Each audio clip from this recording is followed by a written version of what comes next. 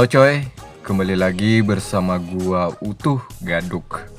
Kali ini kita akan lanjutin alur cerita Lin Xiao part ke-11. Tak bosan-bosannya Mimin ingatin buat kalian semua yang belum nonton episode sebelumnya, saya saranin untuk tonton dulu coy, biar nggak ketinggalan keseruannya.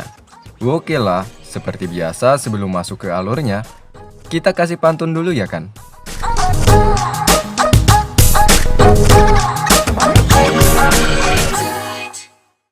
Luna Maya keteknya rimbun. Anjay rimbun, bau gak tuh? Yuk gasken yuk Bun. Di awal film, kita akan diperlihatkan Guru Jing memarahi Lin Xiao dan kedua sahabatnya. Kenapa jadi guru marah? Karena Lin Xiao telah melanggar aturan. Yap, yakni Lin Xiao telah melangsungkan pertarungan melawan Leng Feng sebelumnya.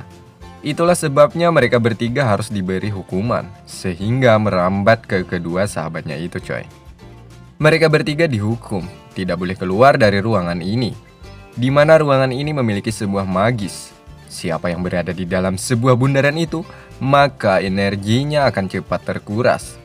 Namun di lain sisi dapat meningkatkan kualitas bela diri, seperti yang telah mereka rasakan saat ini. 10倍重力就受不了了。哎呦，这可是10倍重力啊！ Saat di luar, Guru Jing didatangi oleh senior Tang. Kedatangannya untuk meminta izin kepada Guru Jing agar dirinya bisa menemui Lin Xiao. Awalnya Guru Jing sempat ragu karena takut terjadi kenapa-napa ya kan? Sebab senior Tang adalah sekutu dari Leng Feng. Setelah senior Tang menjelaskan bahwasanya kedatangannya dengan niatan baik, akhirnya Guru Jing mengizinkannya untuk masuk menemui Lin Xiao. Singkatnya, senior Tang masuk ke dalam ruangan tersebut. Hal ini membuat Lin Xiao dan sahabat-sahabatnya sempat terkejut. Tanpa banyak bicara, senior Tang langsung membukakan kotak, di mana di dalamnya terdapat teknik teleportasi yang digunakan Lin Xiao saat di pertarungan melawan Leng Feng. Senior Tang menanyakan bagaimana dan di mana dirinya belajar sehingga sangat sempurna memperagakannya.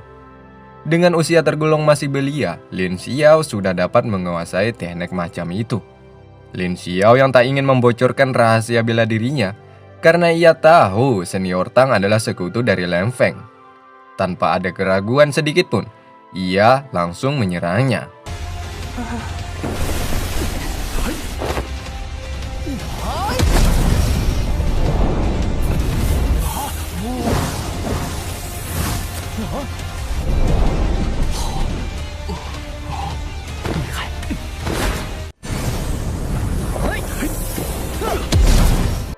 Sekali lagi, senior menanyakan kepada Lin Xiao bahwa tujuannya datang ke sini tidak ada niat jahat sedikit pun.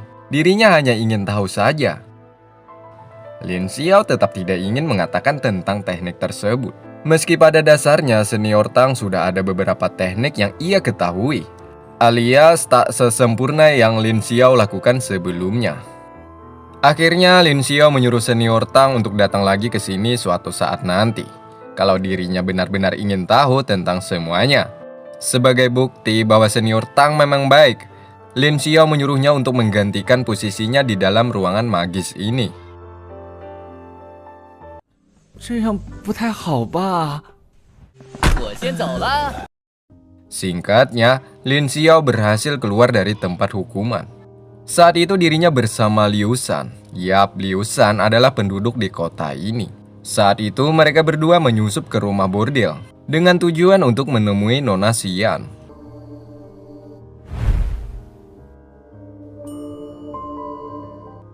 Keberadaan mereka hampir saja ketahuan dikarenakan kedatangan seekor anjing yang menggonggong.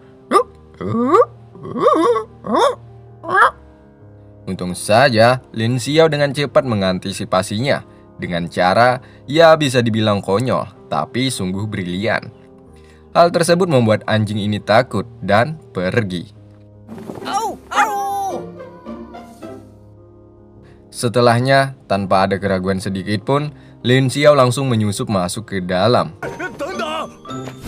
Sungguh sial, Dirinya saat itu salah masuk kamar, di mana kamar ini dijaga oleh pemuda-pemuda yang masih belum diketahui asal-usulnya. 林少，你进错屋了呀！ Sebut saja dia si ketua. Dirinya menyuruh bawahannya untuk menghabisi Lin Xiao. Hal ini membuat Lin Xiao terpojok. Dirinya hampir tak terselamatkan lagi, coy. Hal itu membuatnya untuk memikirkan sebuah cara. Karena Lin Xiao memiliki IQ yang tinggi, akhirnya dirinya memiliki sebuah ide untuk berpura-pura mabuk. Setelahnya dirinya pura-pura layaknya seorang bencong. Tanpa ada rasa malu, mau tidak mau cara inilah yang ampuh untuk ia lakukan. Lin Xiao dengan polosnya merayu si ketua untuk bermain kodomo. Kodomoan, oke. Hai ketua, tolong sodok aku dong dari belakang. Anjay. Berhasil. Dengan kecerdasannya, Lin Xiao tidak jadi dihajar oleh mereka. Dirinya hanya diusir dari tempat ini karena membuat ketua risih dan gimana gitu. Singkatnya, Lin Xiao berhasil menemukan keberadaan Nona Xian. Nah, di sini Lin Xiao penuh dengan hikmat langsung berkata kepada Nona Xian, "Oh Nona Xian, aku merindukanmu." By the way, kedatangan Lin Xiao ke sini untuk mengajak Nona Xian ikut bergabung dengannya. Di mana saat ini Nona Xian telah menjadi bagian dari Pavilion Lingyan. 林少不也到元气境了吗？我果然没有看错。 Lin Xiao menyuruh Nona Xian untuk berhenti dan memaksanya untuk mengkhianati. Karena kita tahu orang-orang Pavilion rata-rata melakukan kejahatan. Lin Xiao tak ingin melihat Nona Xian terlena dengan hal itu. 咱俩这关系，你就不用和我装了。我和世子能有什么？世子爷，你下手也太重了些。 Di sini kita juga akan mengetahui Nona Xian berasal dari kota Tianxiang.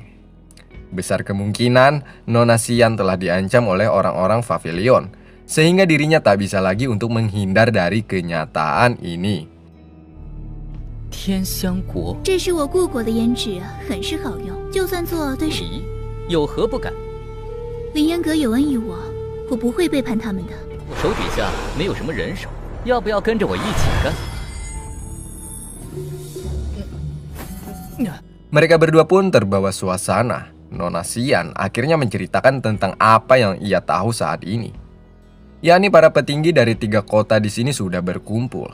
Dengan niat, ya bisa dibilang tujuan mereka adalah sebuah kejahatan. Sehingga Nona Xian menyuruh Lin Xiao agar terus waspada.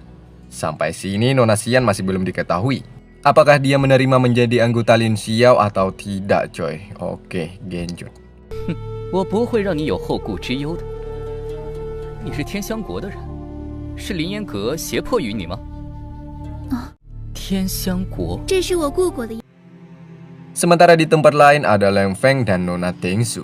Akhirnya kita akan mengetahui bahwasanya Leng Feng salah satu suruhan Nona Tengsu untuk menghancurkan keluarga Lin.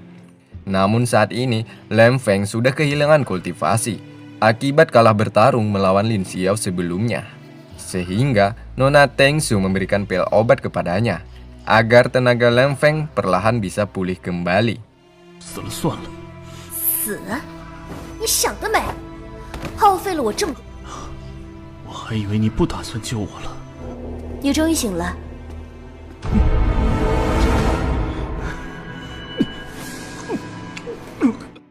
Sedangkan tak jauh dari sana, ada Nona Shinsu yang sedang diserang oleh bawahan Nona Tengsu.